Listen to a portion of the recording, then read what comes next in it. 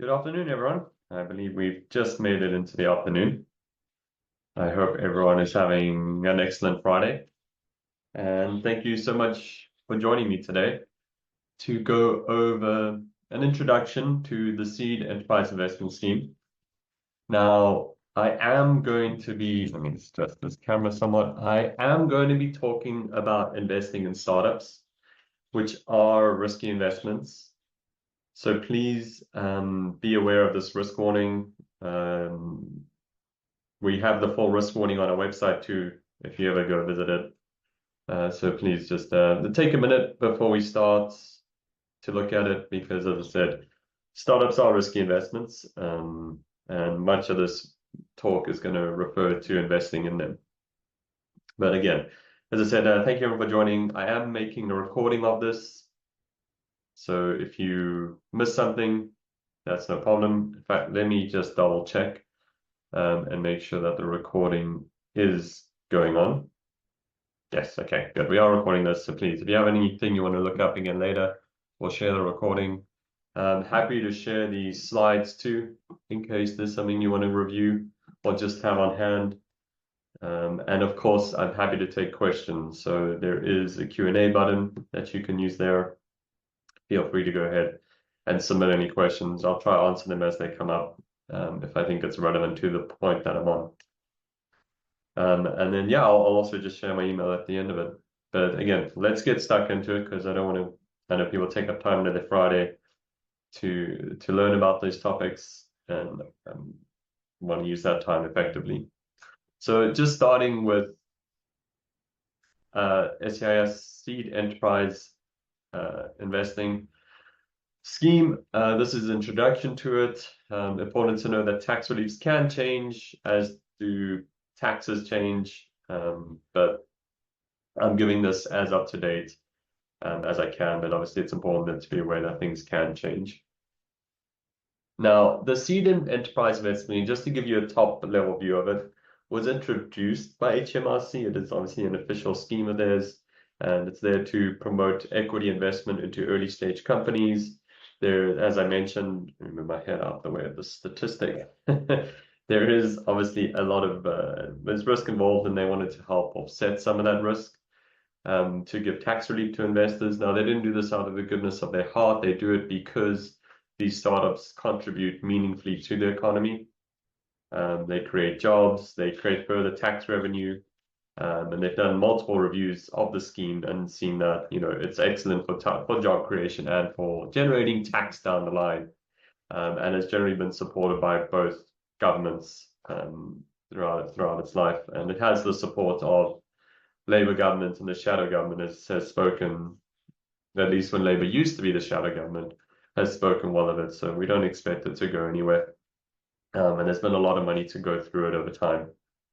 They may change certain elements of it. I do expect if there are any changes, it would only occur when they do the full year budget, as opposed to this one that's coming in October. So from what we've heard, we don't expect there to be changes to this tax scheme in October. It could change, but our understanding is that most likely it won't, as they tend to make any of these sorts of changes at the end of the tax year, so probably more likely to see any changes from April. If there are any changes, I can talk more about what I suspect they could change. Most likely it's the amount that people can invest through the scheme. They may reduce it, is what I would expect. But I'm happy to talk about that a bit more. It just shows you a bit of a history. You know, it's been around since 2012. It's been £2 billion through it. There's even more that's gone through the EIS scheme. It invested in very early stage companies, only pre-revenue, pre-product, only companies doing their first funding round, and you can do 200K per year, but you can technically do 400K in 1 year as long as you carry back half of that into the previous tax year, assuming you haven't used your allowance from that previous tax year. And as I mentioned, really good on job creation. Just in 2021, 26,000 jobs, and maintained 60,000 jobs. So it is well liked by the government. And then further on, this is a bit of research that we've done, because I did want to talk a bit about the market. And to say that I should have included an extra slide here, but overall the startup market and on measured as a total amount invested into the startup market is down on where it was in 2022. It's probably at about 60% of the total amount has been invested in the startup market compared to 2022. It's taken some big hits in the later stage rounds. A lot of the big VCs have pulled back their amounts, and that's because they've got corporates who pull back the amounts they've committed to them. But what I thought I would share here, and you can probably see a lot of that in the headlines about the startup market. What I thought I would share here is a bit of analysis we did, where what I did was go to Companies House data, and basically, in Companies House, you can track the valuations of startups because you have the share price and you have the number of shares they issued. And what I did here was actually just divide all the startups raising money into different cohorts. So I looked at the companies that raised money in 2011, the companies that raised money in 2012, 2013, and put them into cohorts, and then simply track their valuations and said, basically created an index of them and said, if you had theoretically been able to invest £10,000 into them, how would your capital have grown based on subsequent funding rounds that those companies did? And what this chart shows you is simply that it would have done well. They would have grown pretty consistently. Now, importantly, this is valuation growth. I'm not talking here about exits. I have done a separate one looking at exits or cash back, and that's more along the lines of 15 to 20% annual growth. This one was simply looking at, let's look at the book value, which is kind of comparing to the FTSE, which I know is different because the FTSE is a very liquid market. These are not liquid amounts that I'm talking about here, but people kept asking me that FTSE, so I added it there. And I guess the point of the story here is just that despite there being a lot of value differences in the amount that goes into the market, if you pull across the top 10, 20% of the startups, they still carry a lot of this market and do very well and can show a good consistent growth. And we've got some other reports on our website that you can look up that shows if you want to add venture as part of your portfolio, it will also add to the growth prospect of your portfolio, even if it is higher risk. So this one has all notes here. I've indexed at £10,000, and it is the entire market, which you can't invest into. You can only invest into, say, 8 to 10 companies. Or if you look at our EIS fund, maybe you could do 50 companies. But today, obviously, we're talking about SEIS. So there's a lot more information on our website about this. I've written a couple of white papers that go into this in a lot more detail. So if you are interested, please do go check that out. But let's get a bit more stuck into SEIS. And it is an amazing tax scheme. Like I'm really happy to talk about it, and I think more investors need to be aware about it and the tax relief that is available. So that's why I'm doing this webinar today, so that more people can be aware about it. At the end of the slide, I'm going to talk a bit more about SEIS fund, but I'm going to focus the start just on the SEIS tax relief that's available, because there's a lot that people could be missing out on. Now, the criteria that companies have to meet to qualify for SEIS is these ones here. These are the main ones. They must be UK based. They can't be too big. As I mentioned before, these are very, very early companies. They cannot be controlled. So they can't be a subsidiary. It needs to be a new company. They can't be older than 3 years old. And they can only do their first £250,000 through SEIS. So again, these can't be companies that have raised a whole lot of other money, are 5 years old and that. These are new companies. And importantly, they need to meet the risk to capital condition, which is to say that there needs to be a risk of you losing your money. So they need to be a genuine startup, as opposed to taking that £200,000 and investing it in property or something where there's a good chance you'll just get your money back. It needs to be actual, companies going out and trying to build something. And some examples, I thought I'd include 2 from our portfolio just to give you a flavor that they can be a wide range of industries. Here's one that we've invested in before, 5 Alarm Bio, which is a drug discovery company in Cambridge. We do a fair bit of Cambridge-based biotech investments. So I thought I would just pull out this one. So you get stuff that's very R&D heavy, but then you also get your some stuff in fintech, such as this neobank is another company that we've invested into. But we've done a lot of B2C stuff before. We've done B2B. Our SEIS fund, as I mentioned, is software as a service. So there's a big range of companies that are qualified for it. And it is just your typical startup. There are certain industries that don't qualify, but the majority do. If you're worried about any particular company that you're looking at, if you decide to go direct into a SEIS company and you're worried that they don't qualify, you can always ask them for their advanced assurance. And that is where they go to HMRC and say, we're looking to raise money. Do we qualify? And HMRC will tell them if they do. And it's pretty standard for companies to potentially go look for that. But let's get stuck into the tax relief, which, as I mentioned, is significant. And I'll go through, first of all, the line-by-line types of tax relief that's available. And then I'll give you some investment scenarios and a way that it could apply to an individual's tax. So the first headline figure is the income tax relief. And this is 50% off on income tax. It is regardless of what tax rate you pay, but it is limited to the amount of tax that you have paid. It is subject to holding the investment for 3 years. So if the investment has an exit before 3 years is out, you do have to return that income tax relief.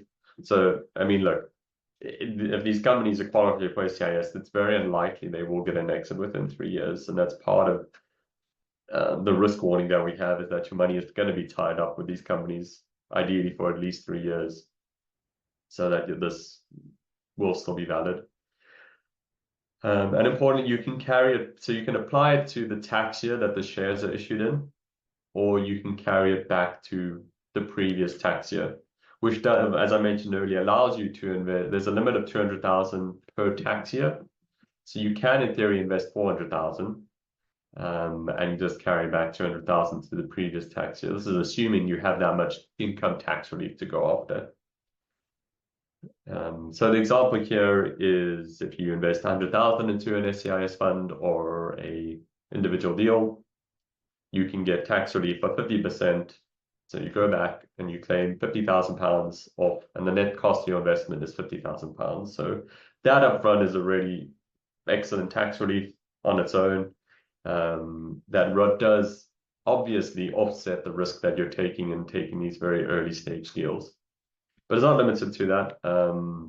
You get further tax relief if the company or the fund and the underlying companies in the fund fail. So you get loss relief. So loss is set against the gains of the same year or carried forward, or set up against income. And this is assuming you're on the highest tax bracket, which most of the cases is when you're considering this type of investment of 45%. And again, if we look at the basic math here, you invest £100,000, you still get that income tax relief. Let's say they fail completely, the net cost of your relief, you put 50,000 as your loss against 45% income, means you get a further £22,000 back, and your total loss is £27,000. Now, to be clear, you are still losing £27,000. So this is, you will still lose money, but there's at least a limit on how much you can lose. You don't lose the full £100,000. The most you will lose is £27,000. Then on the other side, if the investment does very well, there's also fantastic relief here, is that it's tax-free. You do not pay tax on the upside. And there's very few investments really that'll give you that. It is subject again to holding the investment for 3 years. But really it's important that there's just no capital gains tax. So if this investment does well, you still keep the income tax relief. So the cost of your investment, remember we said you invested 100,000, the net cost is £50,000. The investment doubles in value. Your gain is £150,000. So your gain is actually 3x as opposed to just 2x. So it's really a good leverage there. And again, no capital gains tax on that. And that's important because, sometimes these investments can do very well. As I showed you that chart before, a lot of the returns you see in that index are quite concentrated, and it's because there's certain deals in there that are doing 10x returns, and you don't want to have to pay capital gains tax on that. So again, another very generous return. So you got your income tax relief, loss relief, and this capital gains tax relief. Now you have even more with SEIS that you don't get with EIS, which is what's called capital gains reinvestment relief. And this is where you may have a capital gains bill from another investment. You made gains elsewhere, and now you're being charged capital gains tax on that. Now you must have, there's restrictions on timing, but let's assume that's fine. And you obviously have capital gains tax is dependent on if you're a higher rate, if it's a higher rate and the type of investment you made. Now you'll forgive me, I hope, for just choosing the highest one of residential one, which is you get 28%. Now I've made a note there because I know it's changed to 24%. So my later example used 24%, but I've kept 28% here, depending on what gain when you got your residential gains. If you're now facing a bill from a residential sold before. So in the example here, let's say you invest £100,000 again in SEIS, you get the income tax relief, and you can get 50% relief of your £28,000 tax bill you may have from somewhere else. And you can basically write off £14,000. You can write off half of it.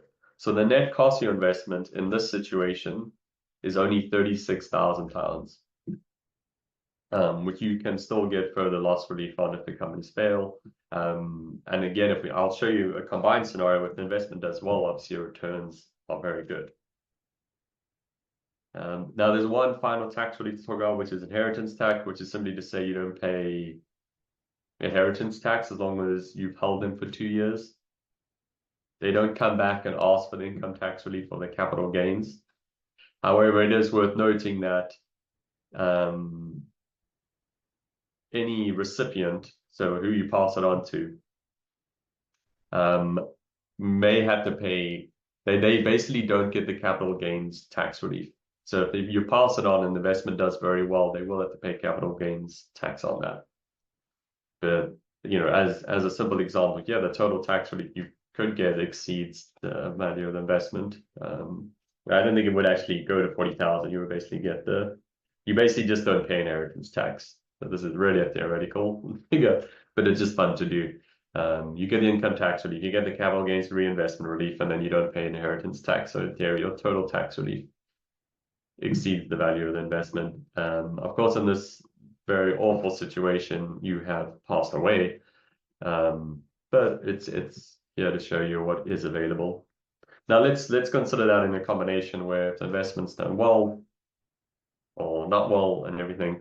So here are the investment scenarios of if your investment falls to zero, if your investment halves in value, if your investment shows no growth, and if the investment grows by 50%.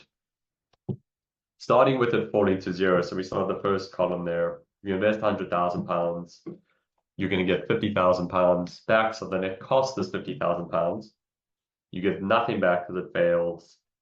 So in this case, you get the loss relief that we described earlier, £22,000. Now, in this scenario, I have said, let's say you also get the capital gains reinvestment relief. So you've got a capital gains bill somewhere else and you get to reinvest, you get an additional £14,000 back there. The actual loss is only £13,500, so your effective loss is 13%. Still a loss, but it shows that there's a limit to the loss that you can get. Now, interestingly, here in the next scenario, if the investment falls by half, and your cost was again £50,000, but you got £50,000 back, you don't get the loss relief. But let's say you had that capital gains, you effectively get a 14% growth or 14% return. Because you invested, I guess 14% isn't actually right. You get 14K on 50K, or is it 14K on 100K? Where you look at it, but because you got £50,000 back, you only spent £50,000, and you got the £14,000 capital gains reinvestment relief. You've actually done better You've had a positive outcome, even though the investment returned only 50% of its original value. And the other scenario is when the investment has no growth, you get £100,000 back. So you've basically made £50,000 because you only invested £50,000, plus the 14,000 reinvestment relief gets you to £64,000. So in this case, you get £64,000 back. So even in the scenario where you don't have the capital gains reinvestment relief, as long as the investment returns its original value, you would make £50,000, which is very good. Now, in the positive situation, when the investment actually grows by 50%, so you get £50,000 back. You get £150,000 back. You only invested £50,000. You basically make a 3x on that plus the capital gains relief. So your overall return is £114,000, which is amazing. And this really paints the scenario where your loss is limited under SEIS, but the upside, there's quite a few scenarios that will provide an upside. And that's why it becomes quite an attractive option. And why I think more people should look at it and consider it, even if it is very high risk. And then in this scenario, I actually took from the Wealth Club page, I'll be completely honest, but it was an excellent article and I wanted to share it. So let's say you have a capital gains liability. Let's say you're facing a £74,000 tax bill.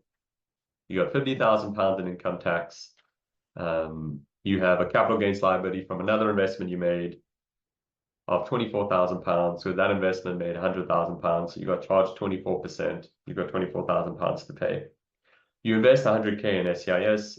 That money gets to work. You get 50,000 back in income tax. You're kind of writing off your income tax bill. And you get to write off half of that capital gains tax.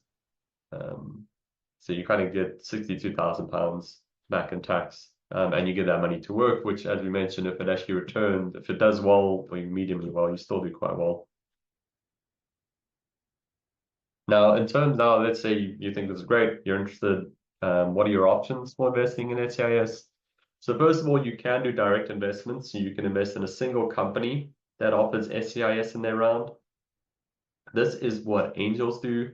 They will go out and find companies that are raising their first £250,000 and invest directly in them, vet them, and decide them. Sometimes you'll find it available on platforms such as Crowdcube, SEIS, and Wealth Club. They tend to do EIS. The SEIS is often restricted towards angels. And if I'll be honest, a lot of the really, I don't want to say great companies, the very high potential companies that maybe have founders that have been successful before aren't going to go to a Crowdcube or SEIS or that. They might do it if they want to get a lot of customers, but they'll probably go to angel groups for that first SEIS because the tax reliefs are so good. They're going to leverage that to get the best angel investors they can. And that's why it's quite hard to access good SEIS deals directly. I know I'm a fund manager, so I probably think I'm going to say that, but I do think it's true. Like if I'm starting an SEIS company myself, I know it's the best tax reliefs. I want to give that carrot to the most high value investors I can first, and then go on EIS or maybe a broader group of investors. And that's I point this out simply to know that you should always think about where this deal is coming from whenever you invest directly into a company. Deal flow is what makes or breaks any venture capital investor. Finding, as I mentioned before, it's the top 10, 20% of deals that return the whole market of returns. So you have to wonder if the companies you're looking at are that top 10 or 20% of the whole quality deal flow that's out there. Now, on the tax side, I'll reiterate that the tax relief is claimed, the income tax relief at least, is claimed on the date the shares were issued at. So it's not the date that you give the company the money. It's the date that the company then goes and issues the shares at. It's tied to that tax year. Or you can carry it back to the previous tax year. There's a link there. Our website does have a lot more on SEIS if you want to read more about it. Now, Your other option is to invest in a fund. So what the fund will do is invest in underlying, sorry, I should say SEIS companies, underlying SEIS companies, so companies that qualify for SEIS. It will go and source 8 to 10 companies. And really the big differentiator between any of them is going to be their ability, as I mentioned before, to source these top 10, 20% of deals. In terms of finding them, a lot of them can be accessed directly. Some of them you might see on platforms like a Wealth Club. Obviously, we do have SEIS Fund now too, and we plan on having more in the future. But most of them, I think it's really, it can be quite difficult to access them directly. And if you'll forgive me now, what I'm going to do is just talk a bit more about our SEIS fund. Assuming you're now interested in SEIS, I'll tell you a little bit more about ours, but just a little bit. There's a lot more on our website. I didn't want to spend half an hour talking about it. We do now have an SEIS fund. We're doing it in partnership with an investor who has a lot of experience in building early stage companies. And from when I say early stage, as I said, the pre-product, pre-revenue type companies. And that group is called Founders Factory. If you're not in the industry, you probably haven't heard of them, but they are well known for those who are in venture capital. A lot of it was founded by a group that did lastminute.com, or were part of the founding group of lastminute.com, and made a lot of money there.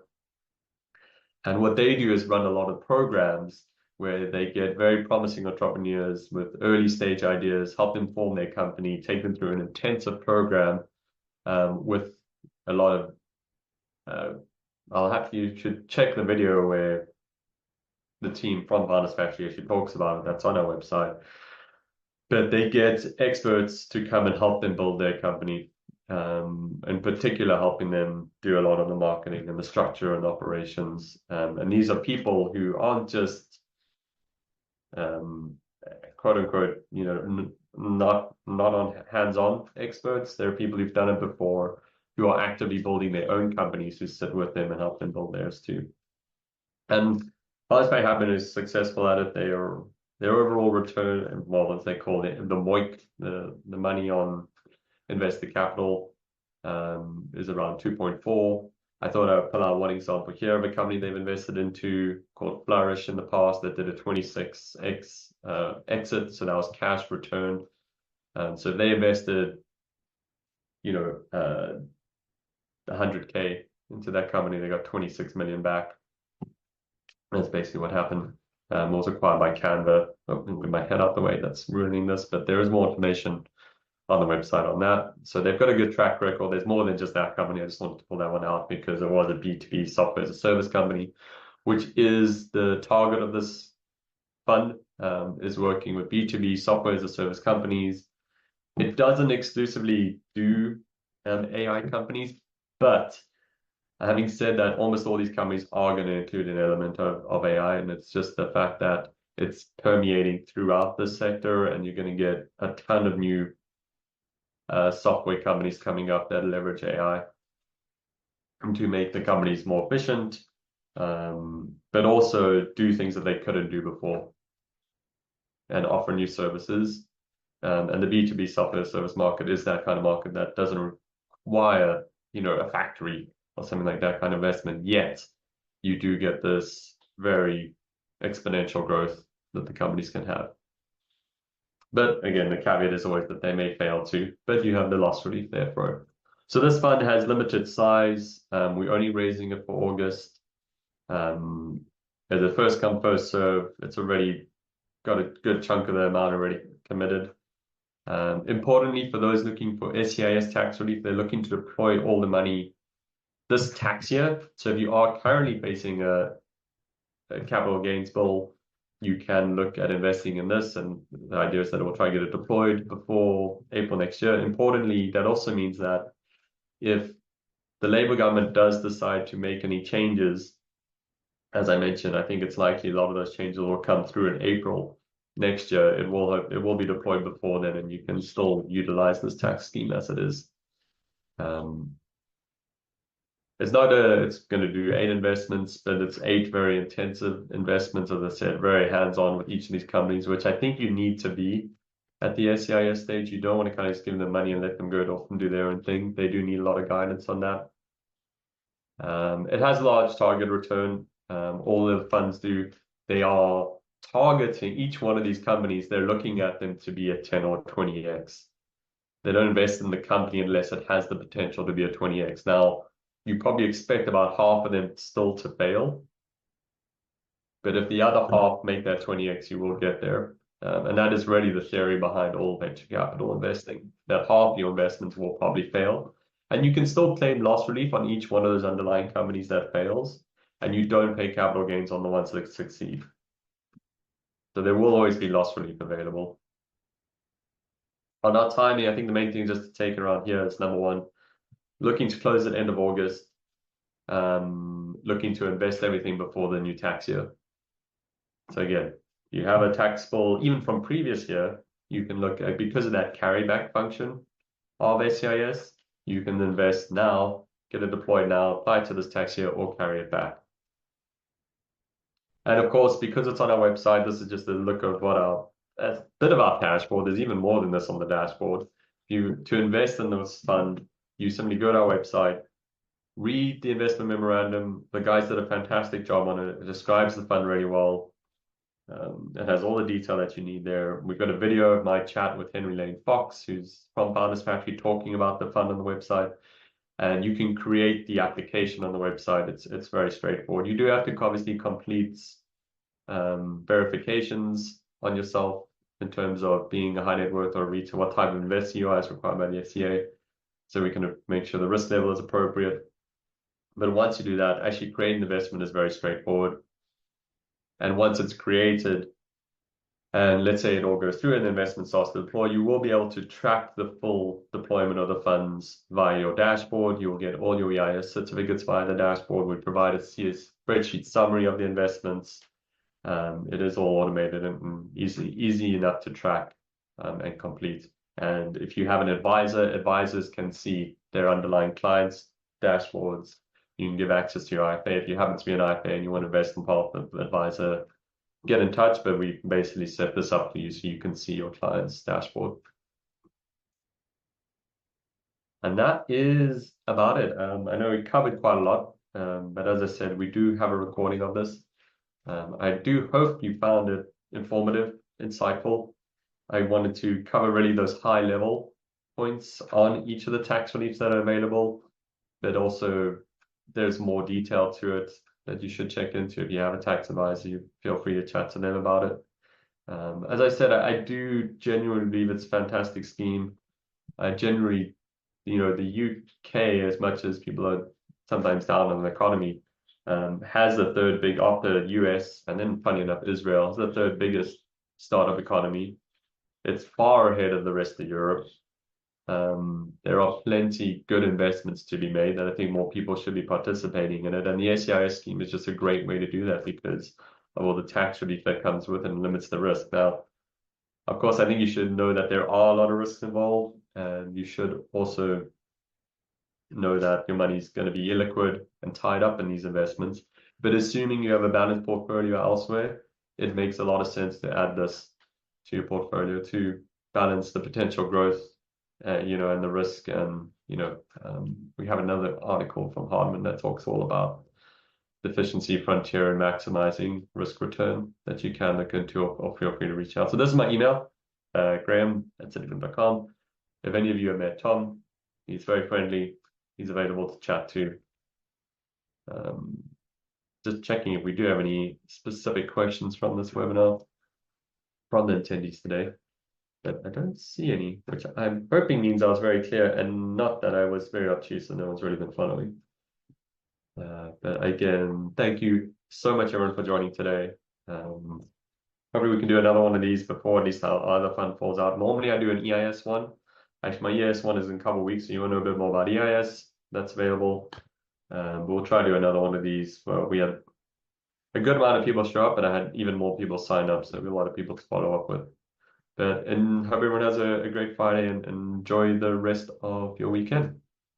All right, everyone. Cheers.